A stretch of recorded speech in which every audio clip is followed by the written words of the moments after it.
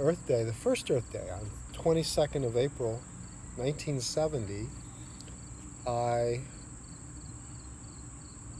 borrowed a gas mask from my neighbor who was in the National Guard. I kind of snuck into his garage, and I went, this would be appropriate to wear at school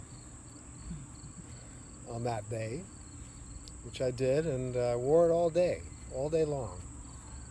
It was a full gas mask here. It was one with the whole vinyl type of rubber head with the mask with sort of triangular glass eyes and big two rather large canisters,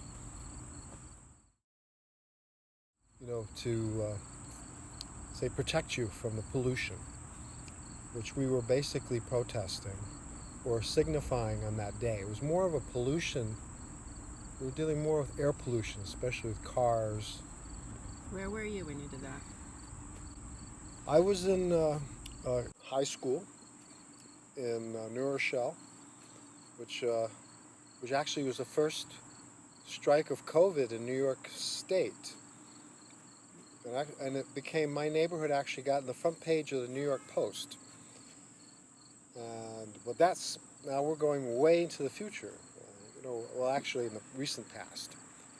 But in relationship to 1970, which was the first Earth Day, it's way in the future. But it was the same place, New Rochelle, New York. And so the crisis at that time was somewhat prescient, but not understood, that we were going to be raising the temperature on the earth. We were going to make it like hell on earth, which we kind of had an inkling of. We were doing something really wrong and we wanted to stop it. So we've come up with a sort of a new phase, or something that's more sort of generated into a more common language, and it's called climate change. And I find it somewhat not appropriate, because it just symbolizes it's like a change of color or a change of atmosphere, it's just change. It's something we can adapt to, but actually we can't. We're already in sort of some incredible extinction right now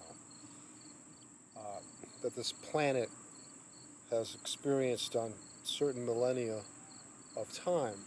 So, but meanwhile, speaking of temperature,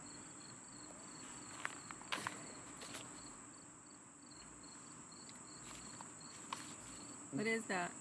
That's the Bill McKibben's review of our final warning, 6 degrees of climate emergency, by Mark Linnaeus, which is coming out, or just came out. And it's like all this climate stuff is like, look at this illustration. I mean, this really says it all in a way, just by art. It just shows, one would wear, colored glasses to kind of deny the actual reality, and you can see the reality is just skulls and pots of fire and oil drums floating in water, and then what else? About your climate change art, about Fire Road in particular? Well, yes, it's regarding the fires that have been engulfing the West, and I traveled to the West the past 10 years. And I live in the East Coast now. Here we are in Narrowsburg, New York, with the wonderful Delaware River in the background. And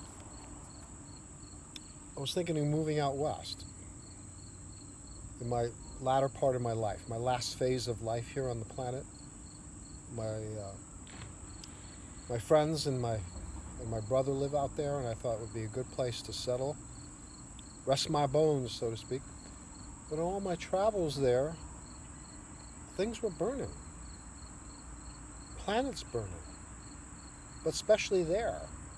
I mean, constantly. I mean, it's like you're flying and you're seeing, pyrocumulus clouds out of your cabin window as you're flying through, Wyoming, Colorado, all the way onto California, and then driving from LA all the way up to Seattle, Washington. It seemed like every 60 to 100 miles there was another pyrocumulus cloud coming from some forest fire. Well, and right now you have the apple fires and others. Well, right now there's just a little under 400 forest fires burning in California alone. 400. And they were started by dry lightning, thunderstorms that have no rain. And then we haven't even reached the Santa Ana wind season yet, which is not until the end of summer or the beginning of fall.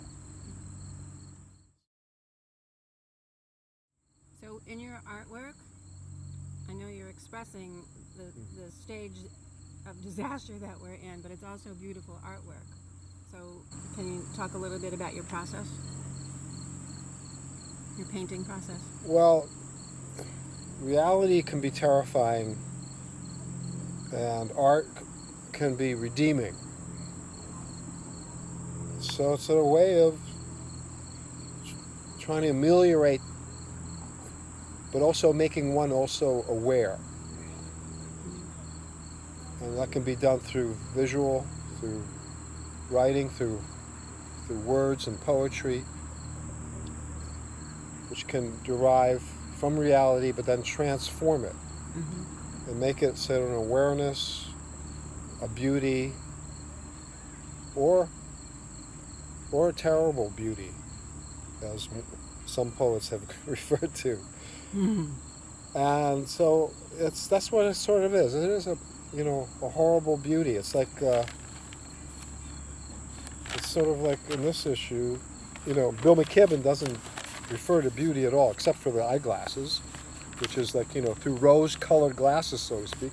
Oh, we see the beautiful nature. Here it is. Look at it. It's all green. Yeah. It's not on fire, but the Amazon's on fire. It's burning down right now, and it's because it's the winter season, which is the dry season. And who would ever thought a rainforest would be on fire? Now, talking about an oxymoron, a rainforest on fire. Can't imagine that. But it is. It's burning up because it's man-made. Man has created this, or allowed this to happen. Allow it. And not only allowing it, but not stopping it. Actually making it worse.